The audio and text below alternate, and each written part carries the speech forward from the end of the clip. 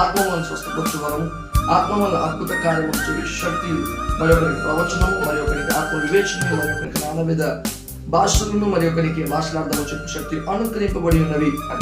అంటే ఇక్కడ అర్థం ఏంటంటే పరిశుద్ధాత్మ దేవుడు కేవలం నీ పాపం ఒప్పించడమే కాదు, కేవలం నీతిని ఒప్పించడమే కాదు, తీర్పు విషయమై ఒప్పించడమే కాదు, కానీ నీ ద్వారా అద్భుతాలు చేస్తూ ఉంటాడు, నీ ద్వారా ప్రవచిస్తూ ఉంటాడు, నీ ద్వారా అనేకమైన వండర్స్ చేయడానికి పరిశుద్ధాత్మ దేవుడు సహాయపడతాడు.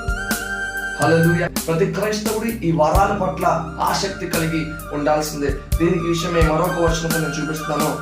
1 కొరింథీయులు 14వ అధ్యాయము 1వ వచనం చూద్దాం. ప్రేమ కలిగిన ప్రయాసపడుడి, ఆత్మ సంబంధమైన వరములను ఆసక్తితో అపేక్షించండి. ఇక్కడ పౌలు గారు స్పష్టంగా తెలియజేస్తా ఉన్నారు, మీరు ఏం కలిగి ఉండాలంట? ఆత్మ సంబంధమైన వరము విషయమే మీరు అపేక్ష కలిగి ఉండాలి, ఆసక్తి కలిగి ఉండాలి.